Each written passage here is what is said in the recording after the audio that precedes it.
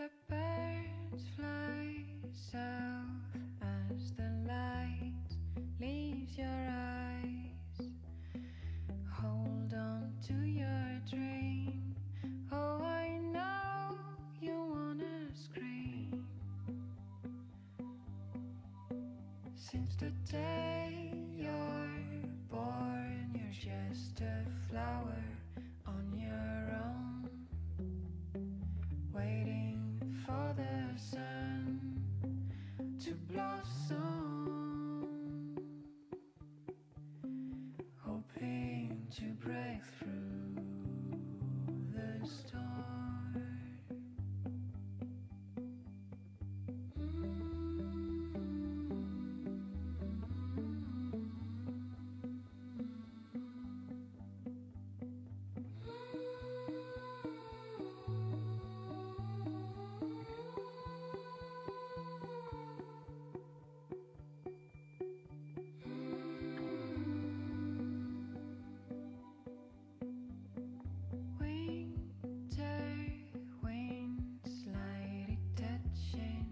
Soft skin, there's gotta be a brighter day, a summer breeze on silk and honey,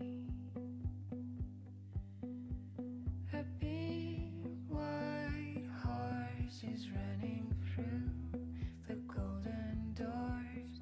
You know you gotta take the ride. It's now or never by my side. Little daisy, don't be shy. Nobody changes, they just lie. Take your own face by the end. It's time to conquer your own land. Little daisy, don't be shy. Nobody changes, they just lie.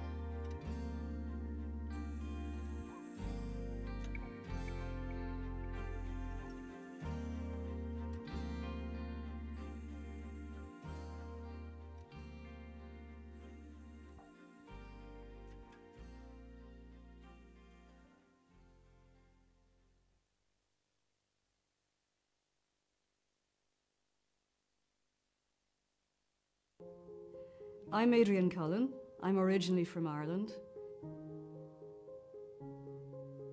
I was treated at the University Medical Centre in Utrecht in 2010-2011.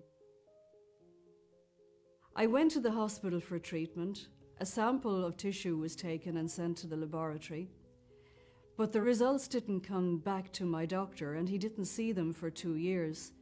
And in all that time, the cancer was growing inside me. The response of the hospital was atrocious. We wanted an explanation of what had gone wrong and an apology, an acknowledgement that something had happened at their hospital, and we didn't get that. Well, unfortunately, we were driven to taking legal action. It took from 2013 to the end of 2015, so about 2.5 years, to finally get a settlement agreement with the hospital. We were also told that there would be a gagging clause in our settlement agreement with the hospital, and that really tore us asunder. But we also could not bring ourselves to sign a clause that says that we had no right to speak about what had happened to me in a hospital. And we couldn't do it. And that was one of the most stressful episodes that I have ever experienced in my life. It was very important in our case to go public with what had happened, because the only thing that hospital leaderships seem to respond to is being shamed in public. Hospitals are organizations and they're institutions, and they are deeply hierarchical, and the people at the top live and operate as though they are in a corporate world. They don't have the humility that the medical profession should be defined by. And I think that that change has to happen from the bottom up, because the change is not going to happen from the top down, because the top has been too comfortable where they are. It's all too easy for the patient to be the small person still, and nobody is fighting on our side. When hospitals fail, patients are damaged once. If it isn't handled properly for them, they're damaged twice.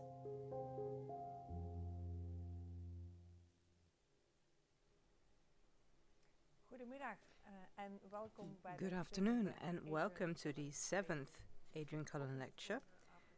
Open disclosure after serious harm. Just now you saw a video of the story, a short version of the story of Adrienne Cullen, and it's still a very moving testimony of Mrs. Cullen about what happened to her and about why we're having this lecture.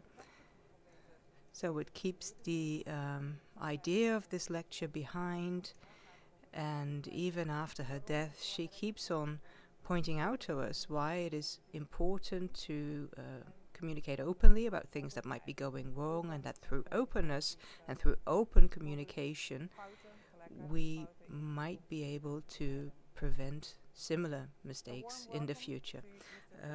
Warm welcome to Mr. Kluski, Adrienne's family and friends abroad, and other international guests here present today. And I also want to welcome everyone now watching online. We hope that you can enjoy this lecture today and that we can maybe teach you something new. I will just introduce myself. I'm Astrid Janssens, Professor of Patient and Public Involvement, and today I'm going to try and guide you through this lecture. First, before we have a discussion, some practical announcements. You can also follow this lecture in English. There is a live stream with simultaneous translation, but then you have to switch to a different stream. You can see that information on the screen now. The Dutch broadcast is being subtitled live in Dutch And because it's live, there might be some mistakes in there because it has to be done very quickly. And we also want to invite you to participate in this session. You're watching from home, maybe at work, but you can still share your questions with us via either email. You're now seeing that email address as well. That's webinar@umcutrecht.nl, or via WhatsApp, for which you see the phone number on the screen as well. The lecture, both the English and the Dutch versions, are being recorded, and you can watch them later as well. And we also hope that you'll enjoy what we think is a very valuable program. And now I can introduce my first guest. Next to me we have Carina Hilders. Welcome. You're the chair of the executive board of the UMC. And I think I can say that you are one of our newer employees here at UMC Utrecht. You've seen this story just now, and you'll have heard it before. Adrienne Cullen's story. It's part of the history of this hospital. Of course, the hospital has changed since. More changes are coming. So how can we take the values this lecture represents with us? Yes, thank you for that question. I do feel like a bit of a new employee for UMC Utrecht. I've been here for 6 months now, and I've been very impressed by a wonderful organization. But I'm also certainly very impressed by what we've seen just now. And I think it is admirable that every year we still take the time to stop and think about this, and we do that full of conviction because we think it's important to learn from things that have gone wrong or things that should have gone differently. And I think it's really important to keep on learning together, to make sure we're all focused on that, to keep others focused on that, and to try and not be judgmental initially, to really take into account the best intentions of all the healthcare professionals here. How was this able to happen? How should things be different in the future? So it keeps us focused. So I think it's very important to continue this tradition almost, because it teaches us every year what we're here for. And in the end, that is providing the best care to patients. And we're doing everything we can to do that in the best possible way every day. Right, and this open disclosure after serious harm, that is the focus of today. Also, our guest speaker will be urging us to be open. You've worked in healthcare yourself, though you're in a different position now. So openness, how do you see that? What should we do with that? Yes, openness is essential. And as a care provider, with that unique relationship with a patient sitting across from you, or a patient you're helping, their sincere attention is essential. Really seeing the other person for who they are, with everything they need, how we can adapt care to people's wishes or needs at that moment. And I think as a care provider or care professional, but also now as an executive, you have to stay modest, and you have to have sincere attention to people in the organization, not just the staff, but also patients. Well, we're a public health institute.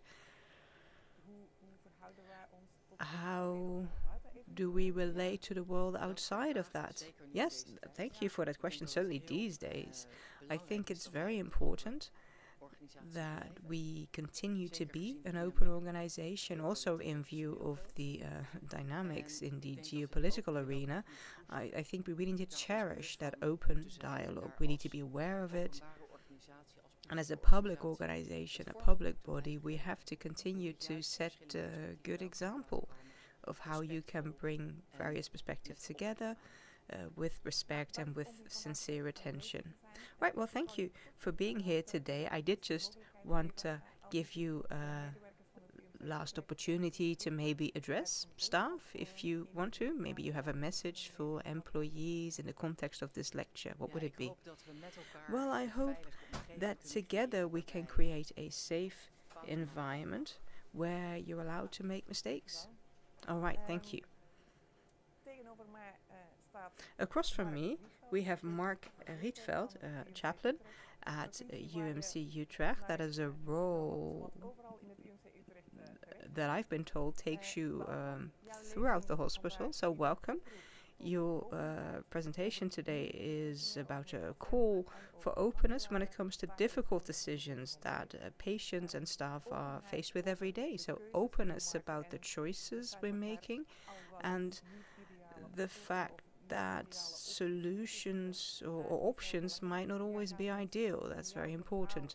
And you're going to give us some specific examples of those dilemmas or difficult situations and how to deal with them. So I'm very curious to hear what you've got to say. People at home can ask questions, can send in questions via WhatsApp or via email. Mark, thank you. You have the floor. Yes, thank you. Right. As a chaplain in this house, in this hospital, I end up in all kinds of situations where there are difficult decisions to be made, life and death decisions, choices to be made, your own powerlessness when as a team you're faced with situations where you don't know exactly what to do. And that was maybe one of the reasons that Jim van Os asked me to, together with him, take stock of these kinds of tensions and situations. He got the impression that was happening throughout the hospital, and then we started talking to all kinds of staff and patients, and I'll come back to this. And we got a whole range of dilemmas that we were told about. We collected them, and we were also told that it's very important to be as careful and as open as possible with those dilemmas. And I want to tell you something about that today. But first, a question of why that's relevant now in the context of this Adrienne Cullen lecture. And we've just heard that Adrienne Cullen had to deal with a mistake made by the hospital and how to learn from that. And of course it's a terrible thing, but mistakes will be made. But where it became really painful for Adrienne was where she was faced with lawyers, legal experts, talking about a settlement, and in the end demanding that she had to remain silent about that. She was looking for an apology, for recognition and acknowledgement, but she was faced with lawyers talking about a settlement and a non-disclosure agreement. And she didn't want that. We just heard her say that that was one of the most stressful episodes I ever experienced in my life. So that was painful. And the extraordinary thing is that our hospital ever since has been trying to learn from the mistakes we've made. And we're doing that through this lecture as well. Well, for today, we're using a slightly different angle. We're not going to talk about clear mistakes made by the hospitals, but about the many times we've been faced with tricky, complex, difficult choices, with dilemmas. And dilemmas, well, what is typical of them is that you have to choose between two evils, and every choice means you might be causing harm. You have to cut the knot, and there's always some loose ends there. And that is different from the earlier lectures where there was a clear mistake we had to learn from. But today we'll hear that there were also situations where there was perhaps no mistake, because every choice had something going for it, but then the response was different, was the same every time. You know, we want to just do away with this, you know, just cut the knot, make the decision, and let's move on. And those are difficult moments where that you can learn from in order to do better for the future. So that's today's subject. How can we learn from those dilemmas that we face in the hospital, and how can we deal with the loose ends as carefully as possible? So as I was saying, Jim and I in the hospital started talking to lots of people, with team leaders, nurses, doctors, patients, trainers, and we were shown a whole series of dilemmas, and we kind of divided them up, and you can see on these slides how we did that. And they're very diverse dilemmas, some perverse incentives we saw. For example, a surgeon who was saying that he does get paid when he does a surgery, but not when in a good conversation with the patient they decide to not do the operation, to not operate. You'd think that'd be a savings, but in fact it costs money for the hospital. Organizational dilemmas, for example, the classical dilemma of doctors and nurses who aren't on an equal footing. Doctors give lots of feedback to nurses and are used to doing that, but it's much harder to do that the other way around. Nurses tend not to do that because it takes real guts. Cultural dilemmas, for example, where we're seeing that care providers tend to do certain things when they're faced with suffering, rather than just being with people in their pain and their sadness, which might be what they need at that point. And on the slide, we're seeing that whole collection of dilemmas that we face. And every time we talk about them, new ones are added. And maybe today as well, via the email or via your contributions, we might receive new dilemmas. And we invite you to share them, because you can never have enough of them. We want to get the clearest possible picture of what is going on. Because dilemmas, that was our conclusion, are part of the job. They might even be typical of healthcare. And then we get this picture. There were two organizational psychologists who came up with this picture, and it might also suit our hospital, because here in the hospital we work with very unique, complex diseases, unique people for which you want a unique treatment. But if you can standardize, of course you want to standardize, because standardization means that you can work in line with certain agreements. It's clear what you're doing, you can describe it, it's got scientific substantiation. So if you can do that, that's great. But really in practice, it all has to be tailor-made, because it's a complex patient you work with. So those two psychologists drew up this picture, and they described the quality broom. And that for them is an explanation of how it works in practice. They say that there are organizations where you have very simple, clear routines that are easy to standardize. And if you can do it, please do it. Because it leads to more efficient, better work, leads to better results, better outcomes, better quality. And that's true for the hospital as well. Where possible, we want to standardize. And you hear that a lot. Let's standardize. The car manufacturing industry, for example, is a good example. Robots can do most things there, and that makes cars cheaper and better. But here, in a hospital, we don't work with cars. We work with people, and that means we need a different kind of awareness and culture. People need to be aware that they're working with people. So we don't need a robot doing the one specific thing very well, but we need people who, with everything they do, are aware that they're working with people, and that there is another side of the coin to what they're doing, perhaps. You know, we might be doing a surgery, we might be hospitalizing people, and that can lead to harm. So then you have to look at the question of whether that harm doesn't outweigh the positive outcome we're trying to achieve. There is always harm or damage, and that requires more than protocols or guidelines. You need them, but you need to always be thinking, are we doing the right thing, or are there maybe different options?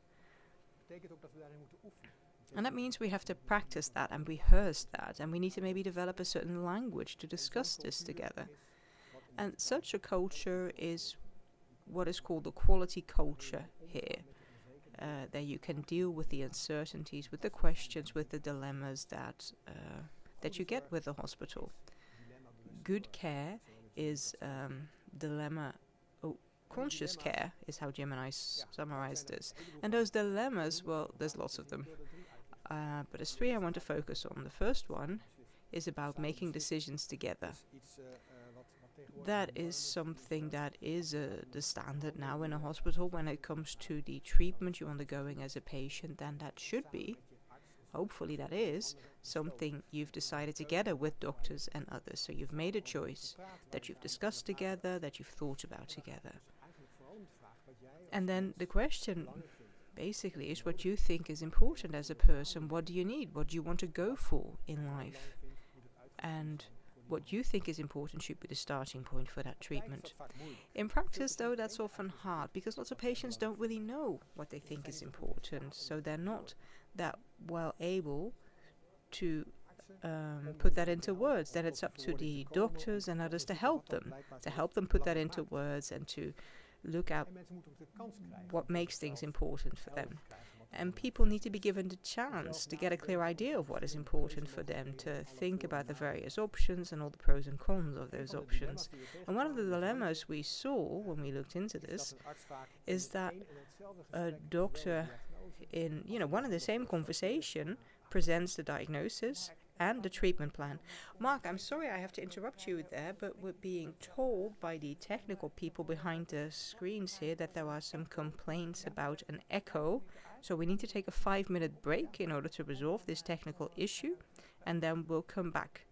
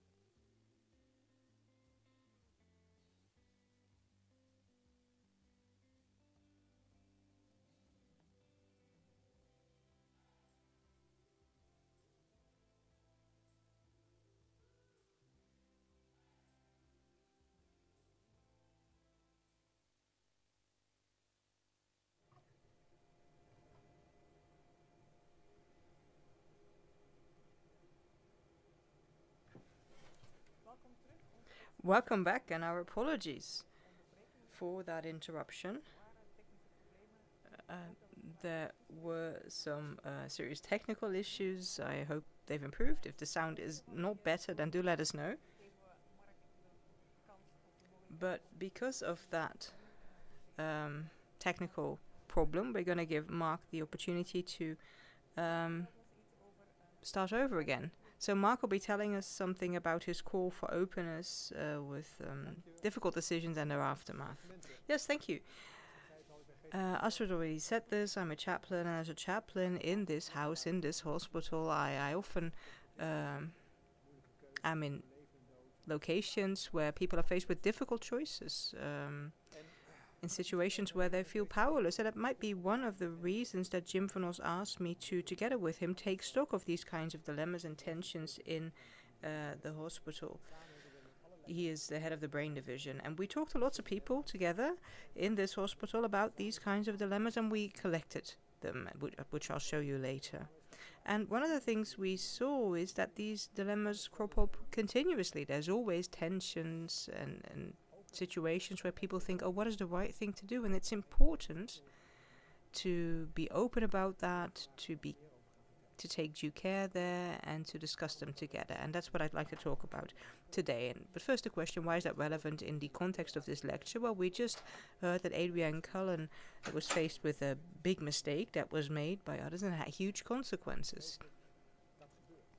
And of course, where there's people, there are mistakes, and it was a terrible thing. But that wasn't the worst thing for her. We just heard her say in the video that the hardest thing for her was being faced with a hospital trying to hide and conceal that mistakes rather than acknowledgement and understanding, which is what she was asking for. She was faced with an army of lawyers who presented her with a settlement and asked her to remain silent about it. She couldn't do that, didn't want to do that. And we just heard that. That was one of the most stressful episodes that I ever experienced in my life. She said that just now. So that was the toughest thing for her. And ever since in the hospital, we've changed course. We want to learn from mistakes. We want to be open. And that's why we're having this lecture today. Mistakes have to also be seen as an opportunity to learn.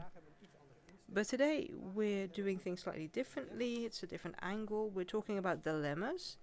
And dilemmas where you have to make a choice between various evils, because that's typical of a dilemma. There's not one clear, obvious, good choice. You have to choose between two or various options that all have their pros and cons. So there is not one single right choice. But whatever you choose, you have to keep an eye for the loose ends that remain after you've cut the knot. And that's where things go wrong sometimes. Not just with the mistakes that we saw with Adrienne, but also with the dilemmas. We tend to just want to move away from them. Let's move on, just decide and move on. It can even seem the tough thing to do, the strong thing to do. Someone has to make the decision. But did we then have enough of an eye for the damage we're causing, for the loose ends we're leaving? And we'll see a video later of Swen Ho that shows that it can lead to painful consequences, and we have to want to learn from that too. That's today's theme. How do we learn from those dilemmas and how we dealt with them in this hospital? And like I said, we've seen a lot of them. We talked to all kinds of people in the hospital: nurses, doctors, team leaders, trainers, patients. And we were presented with a whole range of dilemmas, and we've tried to summarize them in one PowerPoint slide. But they're very different in nature. For example, perverse incentives, top right-hand corner, with the surgeon telling to us, well, I'm paid if I do the surgery, not just me, but the entire operating room. But if I've had a good conversation with the patient about the operation, and then we decide together that it's not the best option, then I don't get paid. You think it'd be benefit to the hospital, but it's not. The second kind of dilemma was about organization, and then typical there is the hierarchy we have here between nurses and doctors, for example, and the consequences of that. Doctors can easily give feedback to nurses, but the other way round is much more difficult. It takes guts as a nurse to go against what the doctor is saying, and unfortunately that does need to happen quite often. Another kind of dilemma can be about culture. And one of the things with culture is that care professionals really tend to just do something. When they're faced with pain or suffering, something that makes them feel powerless, where the patients just want them to be there with them, want to be seen. So this slide shows you all the things we ran into, and every time we talk to people, we're faced with new dilemmas, new tensions, and maybe today as well. So we want to invite you to add dilemmas, because the work is never done. Our conclusion was that dilemmas are part of it, that they might even be typical for healthcare in hospitals, especially academic hospital. And that might also be to do with what we do in the hospital. Every patient, every treatment is unique, every disease is unique. And where possible, we try to work with standards and protocols as much as possible. And that offers many benefits. You know where you stand, there's clear agreements, it's been scientifically based. But at the same time, you have to recognize that every situation is different, and that every time you need a tailor-made approach. Every patient requires a unique approach. Jurek and Yuko, those are two organizational psychologists. They once drew this broom you see here on the picture, the quality broom, and they say that the kind of work in part determines what you can do about quality in an organization. If you can standardize, then there's many benefits to that. The work becomes more efficient and faster, and even more importantly, the results, the outcomes often improve. For example, you see that in car manufacturing. There, basically everything can be standardized, you can use robots, and that leads to some very good cars. And we're trying that in the hospital where that is possible. If you can standardize, then it has some great benefits. But unfortunately, often it's not possible because we are not a car plant, we're a hospital. And there you have to deal with people. And it requires a different kind of awareness, not the robot doing that one specific thing very well, but a human being who is aware of working with other human beings, and that every act, everything they do might have a reverse to it. That if you do an operation or even just hospitalize someone, that does cause harm or damage for that person, that's something to take into account. How can you limit that damage as best as possible? So that asks for more than protocols and guidelines. It requires awareness. It requires listening to the patient, getting a clear idea of what's happening with the patient and how to adapt to that. And it means we need to practice the language we use to talk about this. And we see that on the right-hand side of the picture. In an organization where there are many uncertainties, many dilemmas, many questions like ours, you don't need a quality system, you need a quality culture, a culture of quality where people have learned to deal with that, where they've learned to openly discuss things that are apparently uncertain and what choices you can make then. So like I said, there's lots of dilemmas we've collected, and I want to focus on 3 today. And the first one is about making decisions together. The picture shows you how it shouldn't happen, because making decisions together is a process where, as a doctor, together with your patient, you look for the best possible treatment or option. And there you have to base yourself on what is important for the patient. What do they think is important? And how can you use that as a starting point for the choices you make? In practice, that's often not easy, because patients don't often know very well what exactly is important to them, or they find it hard to put it into words. So then the practitioner has to help them with that, has to guide them through that process. How do you discover this, what you really want? And then people need to be given a chance to think about this, to really let that set in, to discuss it with people who are important to them. But one of the dilemmas we saw in the hospital is that it happens quite often that a doctor in a conversation presents both the diagnosis and the treatment proposal to the patient. And it has advantages. There's an advantage of speed. You can immediately start treatment. Sometimes that is what you want. But for a patient, it can mean that treatment is being proposed as a kind of automatic follow-up to the diagnosis, and that they don't really have the opportunity to think about whether that's what they want, whether it's in line with what's important to them. Peter van Eysen, a neurosurgeon, told the newspaper how important it is to be able to present to people that doing nothing is also an option. You don't always have to fight cancer. You can give up.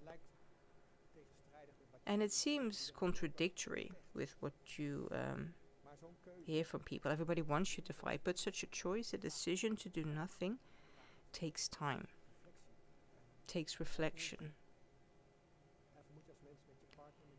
And as a human being, you have to be able to discuss that with your partner, with friends, children, family, others, maybe with a doctor again, with a nurse or with a social worker. It takes time. And if people aren't given that time, then they end up in this roller coaster of really impactful medical treatment, a roller coaster they might not have wanted to get on if they'd been able to think about it in advance. And nurses, especially nurses, tell me that this still happens a lot, unfortunately. And making decisions together over the past few years has increased greatly, and I think we're getting better at it, because nurses and doctors are aware more and more that it's a process of looking for solutions together, struggling together, because every choice has its disadvantages. They are dilemmas that you have to deal with carefully. The second dilemma that I want to focus on is about care in the last stages of life. So Jim and I found various dilemmas there. Palliative care. If people can no longer get better, they are often given palliative care. So then here in hospital we try to give people the best quality of life, to limit the burden of the disease as possible. And this lady who started the first hospice in England said, we cannot add days to life, but we can maybe add life to days. But then we need to have the courage to stop drastic treatments if it's clear, once it becomes clear, that they won't lead to anything. But that still doesn't happen a lot. I hear this a lot from nurses. They see this happening. People are treated, it causes a lot of suffering for them when it doesn't add a lot to their life anymore. But it's hard to decide to stop, of course, because then you need to accept that the end is coming, and that can be difficult for a doctor, but it's especially difficult for a patient and their family. How do you do that? And if the patient is avoiding that conversation, doesn't want to talk about it, then what do? Then there's a dilemma. Do you go against that? That is probably at odds with your feeling of respect for the patient's autonomy. And I see that doctors and nurses then often are afraid to have that conversation themselves when the patient doesn't want to have it. But if you go along with that and you don't have a conversation about death, then people might die without having been prepared for it. And that is dramatic for them, but especially for the people left behind. And we see that as well in this hospital. We still do. So it's important that we take a two-track approach. That is done in palliative care, but it's not yet a must. And with a two-track approach, you try both the track of curing, of making better, but you also prepare for the other track, which would lead to death of the person. But what do we do when a patient doesn't want to think about this? Well, then it's important to be aware that we, as care professionals, tend to think on behalf of the patient. But it's up to the patient themselves to take responsibility there, because it is their life. And not just that, it's also about the people they leave behind. Dr. Winemaker and Dr. Shao, two doctors in Canada, wrote a very good book about this, which you see on the slide here. They saw that it can really help patients if at the start of their disease process they start thinking about death and everything connected to that, everything it would mean to them, and they understood that that is the task for the patient themselves, their family and friends. And that is a kind of patient empowerment if you help the patient to do that, because it helps them to go down that path, to prepare for death and to prepare for what that would mean for the people left behind. So hope for the best, plan for the rest, is what they call the book. And that shows that very well. Of course, you want to help people get better. That's what you fight for. You do everything you can for that. But at the same time, you can also prepare for the worst case scenario, which is the one you don't want. So as a care professional, you might need to insist on this, might have to, with a lot of compassion, a lot of understanding, because it can be difficult. So dilemma-conscious care is not just about doctors and nurses, but care professionals, but it's also about patients themselves. They might be faced with these dilemmas even more. And then the last dilemma I want to briefly go into is about setting boundaries. Setting boundaries when it comes to inappropriate behavior. Unfortunately, it still happens that patients or family or friends get angry. They start shouting, they might become threatening, and that can cause a lot of stress to care professionals or people who see it. And that's why we set boundaries on that. In our hospital, we have the system of yellow and red cards for that, just like in football. Someone is given a yellow card as a warning if they've been behaving inappropriately. And they get a red card, a second yellow card, if apparently the first yellow card didn't work. And a red card means you cannot enter the hospital for a whole year. So that's quite a big deal. And we know that colleagues more and more are having to deal with this kind of inappropriate behavior, aggression, violence. Studies show that every year 30% of our care professionals has to deal with that, and that number is increasing. So it's understandable that in media and in politics, people are calling for a zero-tolerance policy. You should not accept this. But at the same time, it's a dilemma, because intense emotions is something we see a lot in healthcare. If you've received bad news, if you've been hospitalized for a long time, if you're grieving, that can lead to some very impactful emotions, frustrations, fear. Not just people with a mental health issue, but if people have those serious impactful emotions, then it can be hard to control them. And people sometimes in their own circle are used to using big words to maybe become physical even. So then those people struggle when they're faced with an emotional burden. But of course it is important to set boundaries, and then one colleague might set that boundary slightly differently than another colleague. We might not always succeed in being consistent there. For example, I recall a patient here in the hospital who was used to using some very intimidating language, and in the end he was given a red card. The surgeon, though, didn't want to let him go because he couldn't do without hospital care. And care professionals, myself included, sometimes we downplayed the coarse language, the aggressive language. But the person bothered by that language probably hurt to see that red card had no consequences. That must have been difficult too. So, in other words, the reality when it comes to setting boundaries is complicated, as it often is. It is important, of course, to protect your own staff, to protect bystanders. Certain behavior is not acceptable. But at the same time, how do you look after people who still need care? And then if you do set a boundary and you draw the line and you hand out that yellow card, then how do you do that in such a way that you don't cause any additional damage? Later we'll hear the story of Jen Ho about her husband. Wan Ho was given a yellow card here in hospital, and he felt that was completely unjustified. He was very hurt by it.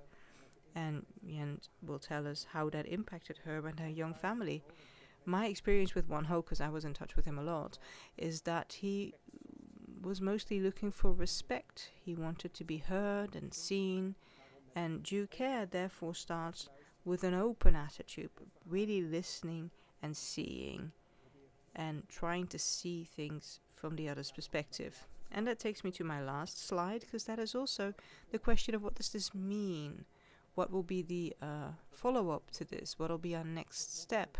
And our conclusion was that in this hospital we should work on a culture where we learn to deal carefully with these kinds of dilemmas. It's not the same as just following protocols and guidelines as with a zero tolerance policy. We want a culture where it is self-evident that you weigh various options, that you always look at the cons of every decision, and a culture where we've practiced the skills and the language to talk about this, and an open culture where we speak out when we don't agree, but in such a way that we don't cause new harm in doing so. And that won't happen automatically. The dilemmas are everywhere, and even in writing this lecture, I ran into all kinds of dilemmas. You know, what examples will I include, which won't I include, how do I say things in order not to hurt people or rub them the wrong way. It's all part of it. So a dilemma-conscious culture starts by practicing an open attitude, which is what we want to talk about today, that open, transparent attitude of really seeing and hearing the other person, the patient, to understand what their reality is. And our next step, therefore, is that we're trying to start a movement of consciousness and practice with those dilemmas. So a movement of teams and employees to whom it is self-evident that you need to talk about this, who don't run away from dilemmas, but who take the time to learn from them. And there's methods to do that, like moral deliberation, peer review, and we already do that, but we should do it more often. There's other things you can do as well, like reflection, discussions. We want to do that more as well. Also, there's good trainings. So there's a lot to be learned from other hospitals as well, because this is not, of course, a problem only we're struggling with. Unfortunately, in our hospital, we do have a place where people have been practicing this in emergency care, led by Vicky Holskens, my colleagues, but I try to do this better and more. And fortunately, that's been successful because other departments are seeing this and are trying to follow that example. So I hope that this Cullen lecture can contribute to developing this culture further, this culture of openness, of dilemma-conscious care. And thank you very much for your attention.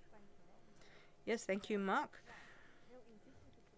So that was a very clear presentation. I'm very happy to be given an insight into that broad range of dilemmas, issues that as a patient, as a practitioner, you have to deal with.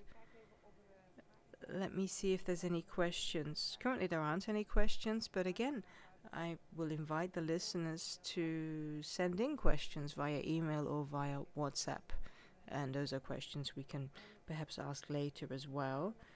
And later we'll come back to this together with a panel and what we can take on board, how we can get to work on it. But now I first want to move on to the following. I want to give the floor to a patient or family member of a patient. So we're going to look at a video of Yen, who is the wife of Wan Ho, that you talked about already. She is speaking about her experience in UMC Utrecht, where her husband, who has by now passed away, got a yellow card because of verbally aggressive behavior.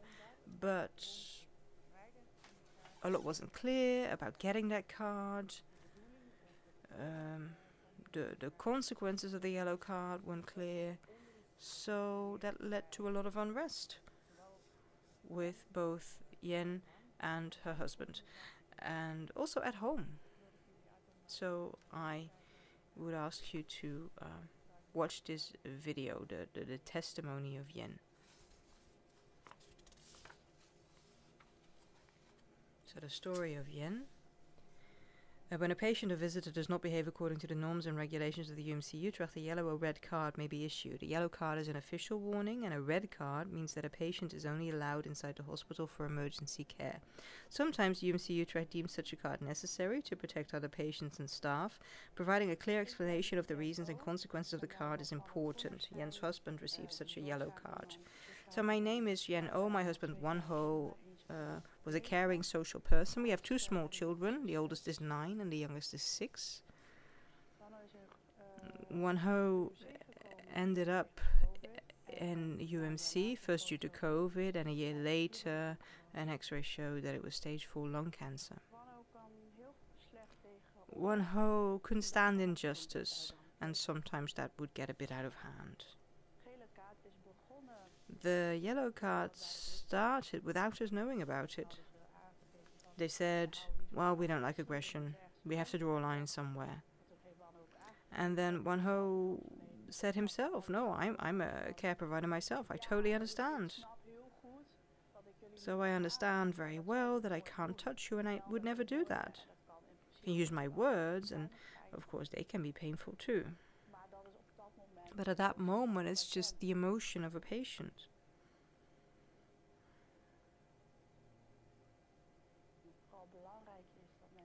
It's mainly important that people understand that Chinese culture is never really described in the books, or Asian culture. People often aren't angry, but they have a loud voice, a very loud voice. And they don't speak Dutch fluently. So it's a loud voice, but they don't mean any harm by it.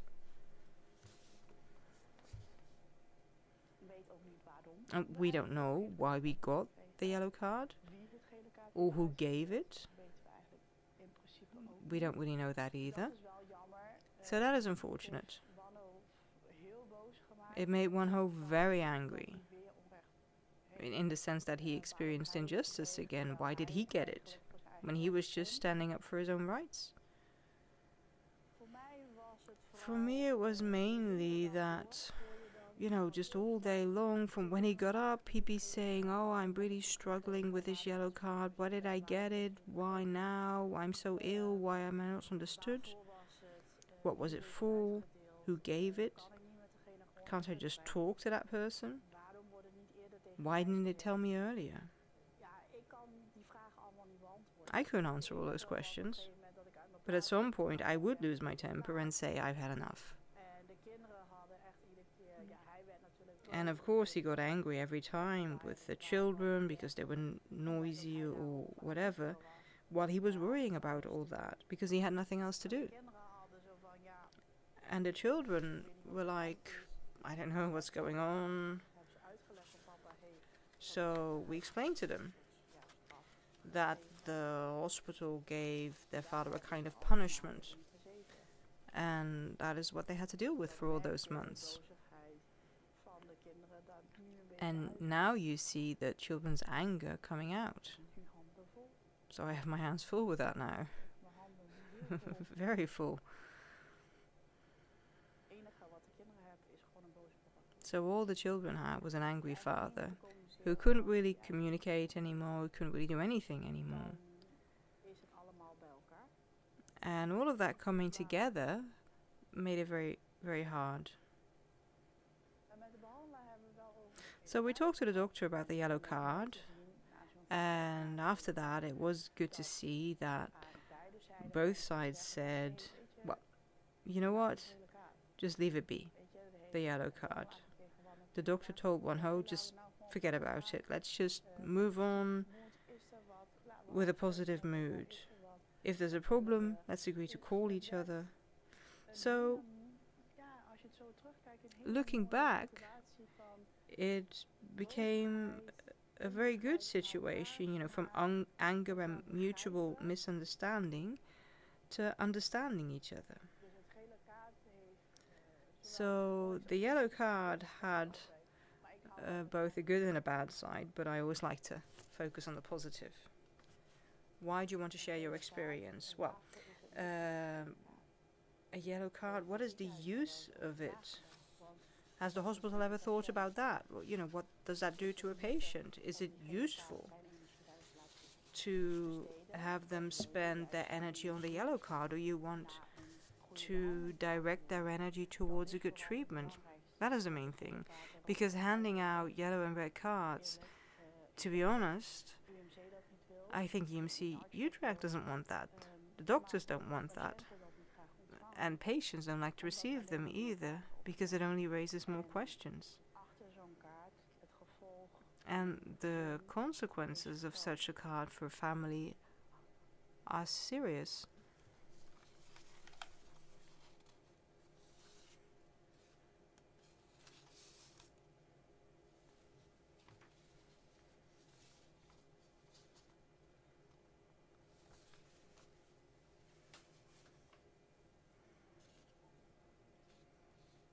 So that was a beautiful testimony from Yen. Thank you for sharing your story with us. And I think it's very clear from this story that it's not just difficult decisions, but especially their aftermath. In this case, the yellow card that wasn't dealt with very well, and that had a huge impact on one, but also on Yen and on the whole family situation. So that's what we want to talk about in a minute. Also at Mark's lecture. But first I want to introduce the panel and welcome them. Today we have Mark Rietveld, the chaplain, who's just given the lecture. Bonne van de Dijk, cluster manager of Safe Work Environment. Jeannette Venema, head nurse of neurology and neurosurgery. And then Han Manders, patient partner. Thank you for being here and welcome. And first I'll talk to you, Han. Such an experience in the UMC Utrecht, that story of Yen. What is your first response to that? Yeah, that's... I have quite a response to that, because as a patient, you're in a stressful situation. And I can very well imagine that for him it's just not clear at all why he got the yellow card. And that is then the biggest problem, that it wasn't made clear to him, also not later, why it was and what the consequences are. Because if you wake up with that every morning, go to bed with that every night, that can't have been the idea behind the yellow card. So I can totally imagine their feelings, yes. Must have led to a great unrest. Such a shame. Yes, and we've heard from you, Mark, as well. There's not just these kinds of dilemmas, but I did want to invite you to maybe reflect on this case, because you're familiar with it. So in its aftermath, can you maybe imagine a different way this story could have gone? Yeah, I certainly struggled with this. I had a good contact with him, and right up to the end I followed him. He was an extraordinary man.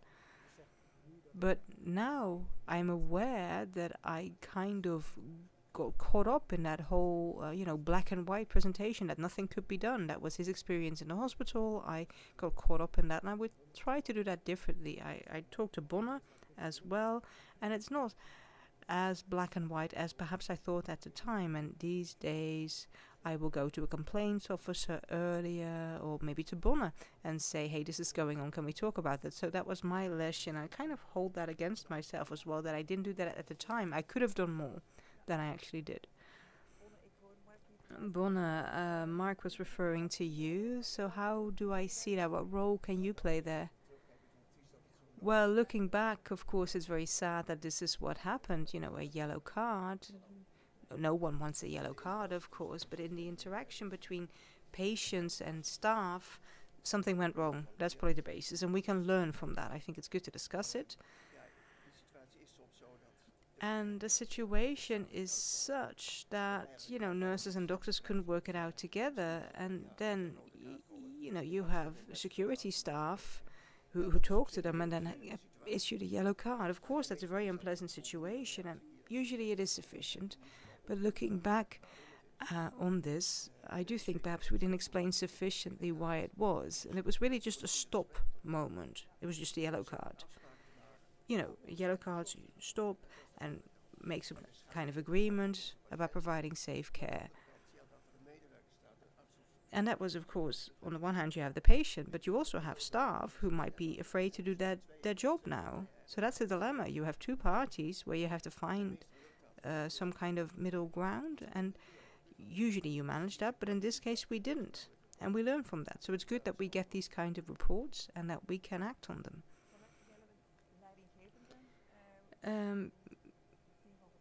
So you're in charge of a team of nurses, Janet. How often does this kind of thing happen, these kinds of dilemmas, and how should I see that?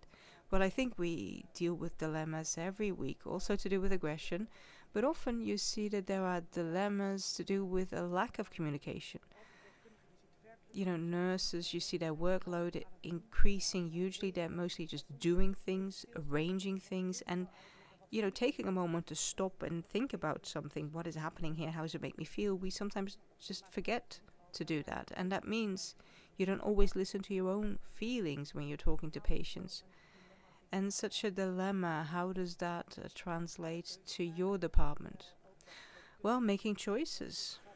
And nurses, for example, in the case of aggression, you see that nurses then do go to a patient or not. So what kind of care do you then give them? So that is how we see those dilemmas and how we experience them.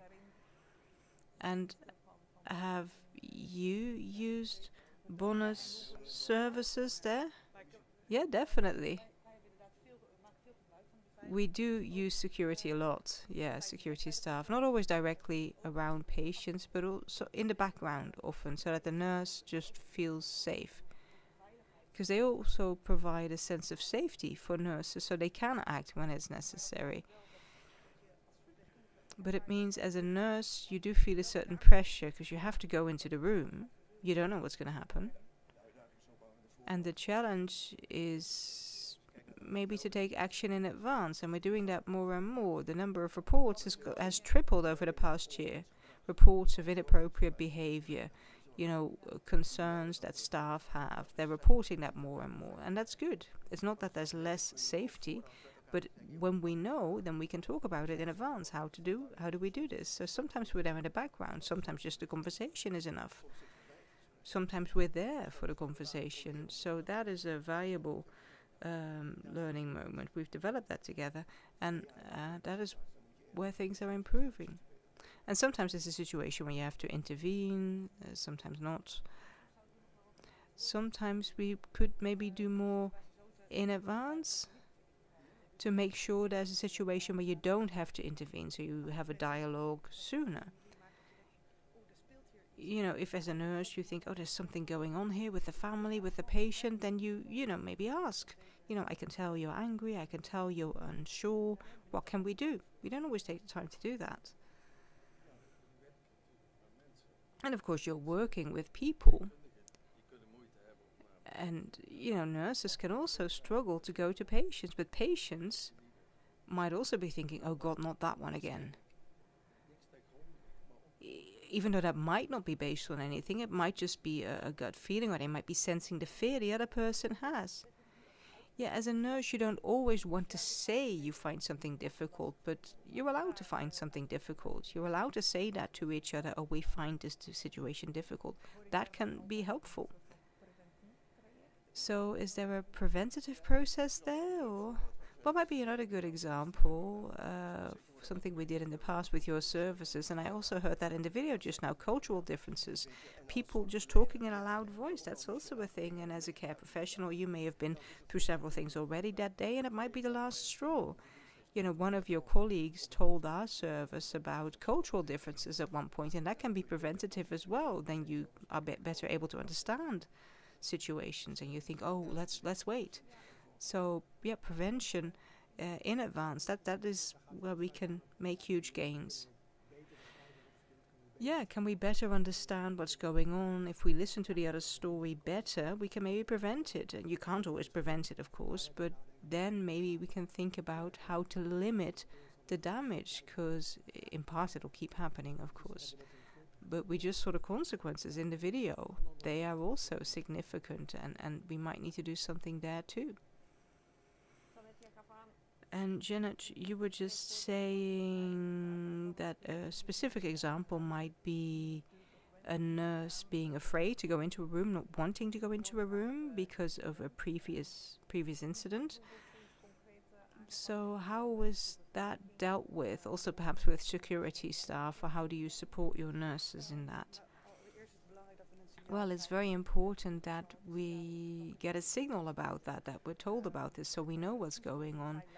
Sometimes we only hear about it late, and then you can already see that the tension is growing in such a team. This year, we did start sitting down together, talking about it. There might be an independent person there to help the conversation along.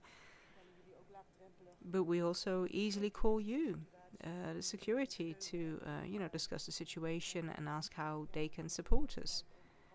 And in advance to see what is possible and what is not. But having a conversation together and knowing about each other, oh, they're not comfortable there, that is valuable, even if you have a different opinion about it. Yeah, try and talk to the patient as much as possible so they know as well. Yeah, and family members. They can also learn from it. But Bonne, I think it's just such a strange thing, but, you know, security. Yeah, you wouldn't think that belongs in a hospital. I get what you're saying. Of course, I'm very happy to have you here, but maybe tell us something about how you support staff and maybe also patients. Well, really, there should be no security in a hospital. You wouldn't want it, but the reality is very different. You know, we have the yellow and red cards. That's a program we agreed with the Public Prosecution Service and with the police. And we call it yellow and red cards. But in the end, it's about having a good conversation. But the reality is that, you know, this happens every week, and it can be very intense. There might even be doctors who know a certain patient is coming in, and then based on an unpleasant experience in the past, they then call in sick. You know, they get stomachache when they even see their schedule with that person on the schedule. That is also a significant impact. So we try and help as much as we can, you know, with having conversations. Prevention, we teach a lot of clinical classes. We go to departments. And we talk to each other. You know, there's moments when you have contact with the team. We have the week start or the day start. Sometimes we go to those meetings so we can share our experience to see how we can deal with everything in a smarter way, in a better way. So things are happening. So you've become more visible also to staff.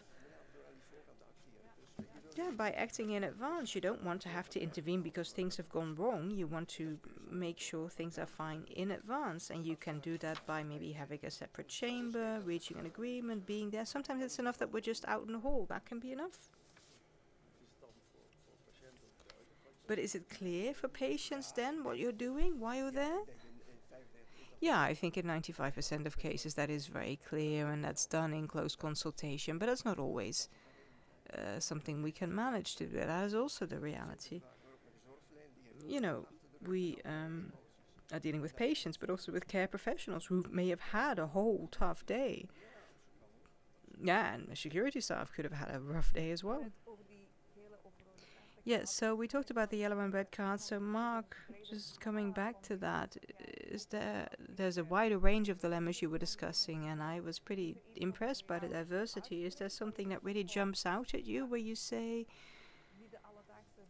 you know, that's not an everyday dilemma, but things we still have to think about? Well, what rightly gets a lot of attention is the moral stress we're feeling as a care professional, and that's how we often lose nurses. You know, they can't deal with it anymore, and we're paying more attention to that, and it's to do with these kinds of things, you know, where they feel, oh, I have an opinion and I can't really tell anyone. There's things I see happening where I'm too afraid to say anything. There, as a hospital, there's a world to be won, and the same is true in a relationship with patients. Sometimes it's just about learning a bit more. The emotions I talked about in my lecture simply exist, and they can be hard to deal with, but it's human. And then how do you deal with that? And learning to do that together, that is in the end something that can make the work better and more valuable, but it can be tricky. And if you don't have the culture of learning about that, then you lose people. And that's sad for those people, for the hospital, and for the patient. Definitely. Han, being a patient or looking after someone who is a patient, yes, unfortunately, I've done both. Well, then I can imagine that for you as well, there are days where all of a sudden there are difficult decisions that need to be made.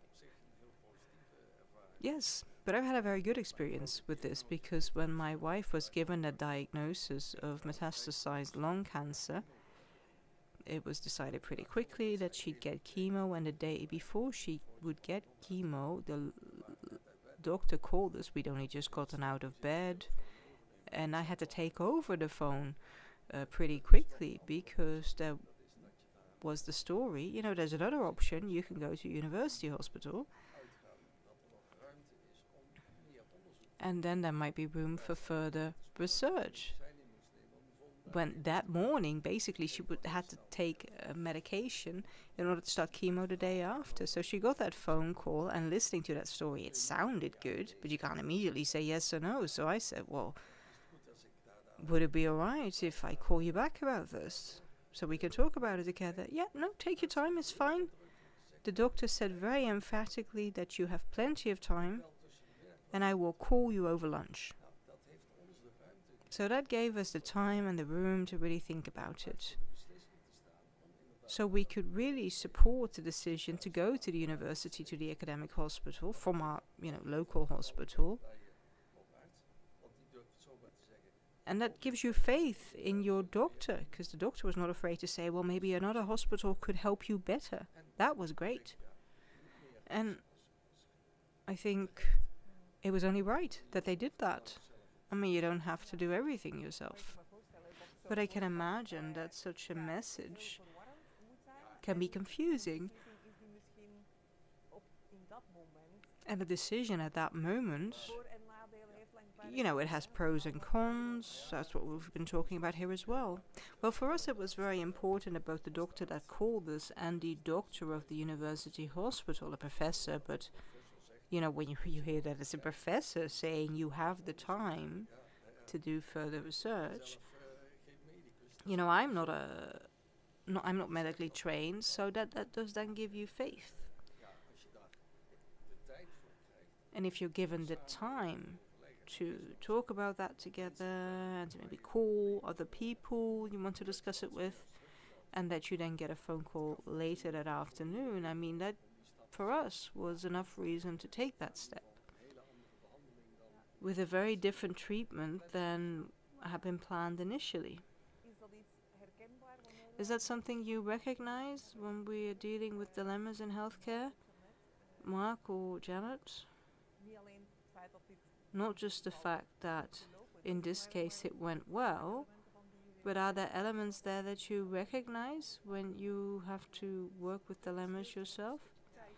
Well, the whole standing still and thinking about it, that is important. Sometimes you're just rushing, you don't take the time, but it's important to take the time and to stop and think. And I think on the work floor sometimes we don't do that enough.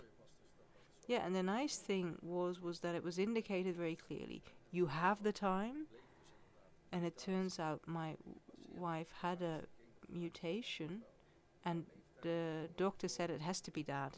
With her age, and she never smoked, it cannot be normal lung cancer. There has to be something behind it. So that gave us a lot of trust at the time. Yeah, a bit of extra explanation why choices have been made. And also putting yourself in the patient's shoes, with the doctor understanding it takes time for that to land. It took additional time, but it was a choice they made, and that's good, that you can put yourself in someone else's shoes, someone else, stressing at home, having to think about it. Yeah, and that really creates trust, and then that means you're not afraid to make that decision. And sometimes you're acting based on a protocol, or based on what's normal to you, and you forget to maybe say where that's all coming from, what it's based on, and that bit of background information can really help patients. They might see a situation differently, knowing all that. Well, a doctor can say, really, she advised a second opinion. That's odd. And I can imagine if you don't explain that, they could think, no, let's just get to work, let's do something. I want chemo now. Want to fight. So in the end, the explanation and the patience they had and created, that was decisive.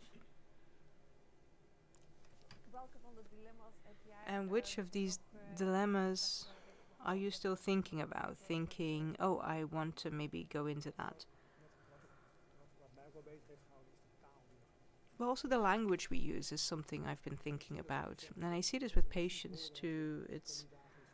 this is like a whole building. I come here every day, you're here every day. We have a certain language, a certain way of doing things. But for people coming here for the first time, it's huge, and they might only understand half of it.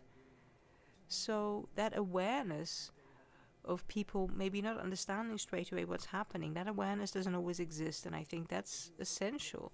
And we're doing that with our language too, by using jargon and terminology. The word patient is jargon as well. But when it comes to really listening to the patient, you have to be able to let that go. You have to be able to put yourself in their shoes, what it's like to be there, to be at home thinking, oh, tomorrow I'm getting chemo. That's an additional effort, but in the end that does translate into better care. Yeah, and putting yourself in a patient's shoes is important, and sometimes it's very important, it's very clear. Sometimes it's important that we be very clear about what we can do. We cannot always provide the care that the patient might want. So then to prevent dilemmas, it's good to have a conversation about that. Can you maybe explain that? Well, just an example, we had a patient once who was pretty emotional, and they could be pretty nasty to nurses. And nurses noticed that too as well. So, but then the patient said, well, sometimes I find it hard to express myself. And then we talked about that, all of us together, you know, what can you do, what can't you do, what do you need to get the right care? So then it's a good solution for both parties.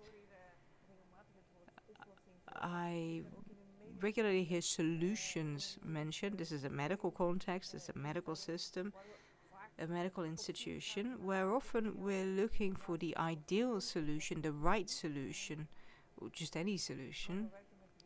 But we're working with dilemmas, so how realistic is that, and how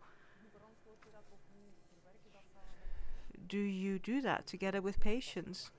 Well, it starts with the determination, and often it's not possible. I showed some bachelor students a video yesterday, the impossibility of, in the end, preventing death and aging. That is one of the things we're all faced with here in hospital, and sometimes people find it very scary, and then they can't handle it. And it begins with that we have to accept that there is tragedy, there is suffering we cannot prevent, no matter how hard we try.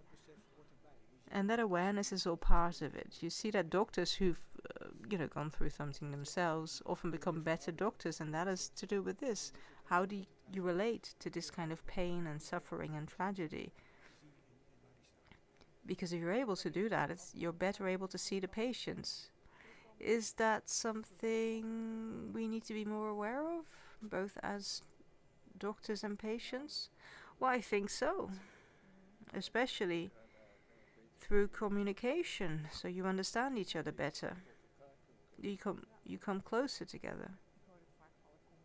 I hear communication a lot, and you also said this, bachelor students.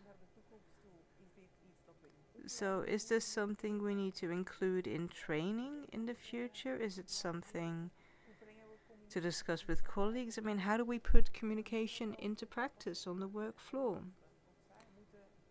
Also for patients and their family, they also need to be able to have the conversation. Well, we do get this a lot in training. One of the dilemmas I was faced with, I mean, there was someone who was very frustrated with what was happening. So they were training young doctors with all kinds of skills, but then they've done their traineeships, and then they'll have lost it because on the work floor it was just like, yes, move, move, move. You know, there's pressure of time, there's priorities, and then the technical medical work outweighs the openness. So it's more something you need to do on the work floor rather than during training. So managers need to also focus on this, really put it on the agenda. Is that something you recognize? Yes, and sometimes I think it's my job as a manager to discuss this, like with a patient discussion, you know, that you discuss the dilemmas, and then you can better communicate it towards patients and their family as well. Well, I help train nurses here just based on my experience, and I think, you know, whatever they take on board, you know, during their work, they probably they think, oh yeah, that's right, what did he say? So you hope it comes back during the work, because, you know, in a class I'm just talking and they respond. That's easy enough. But then how do you use it in future? How do you put it into practice? Right, time for a last reflection, I think, or maybe someone who wants to say something to the viewers or the listeners. Well, maybe I think it's good that we're doing this. We need to keep working with all the parties, working with patients, including security service, and we need to recognize signals early. You know, my experience has been, you know, it's all part of it, so just let it happen. But recognize the signals and discuss them together. That'd be a good step forward. And I think mostly just see the patient as a human being. Oh, please do tell me more about that. Well, I think as long as you're aware that there's, you know, someone there with a medical background, but they're also a medical history rather, but they also have a family and everything else. You know, treat them as human beings, not as patients. When you go to a hospital and people say, oh, there's the guy with the hip, then I think, well, I have a name. I have 2 names, even. Yeah, and what goes along with that it is kind of inevitable, and that is kind of the subject of today. Of course, sometimes you're going to be calling the patient by their number, because it's more efficient, but that's exactly what Adrienne Cullen pointed out. You know, dehumanizing patients, just seeing them as diseases and numbers, then things are going badly wrong. So we're doing that inevitably, but we always have to go back to what you're saying. Well, it helps just being aware of it. All right, I hope that for people at home, our contribution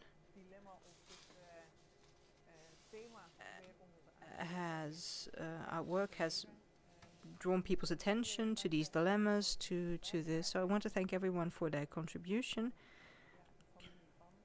especially the family of Adrienne Cullen, but also Jen for sharing her story about her experience at UMC Utrecht. I want to thank the panel today, Mark, Bonne, Janet and Han. Thank you for contributing. And maybe in closing, I want to refer to the core subject of today, openness.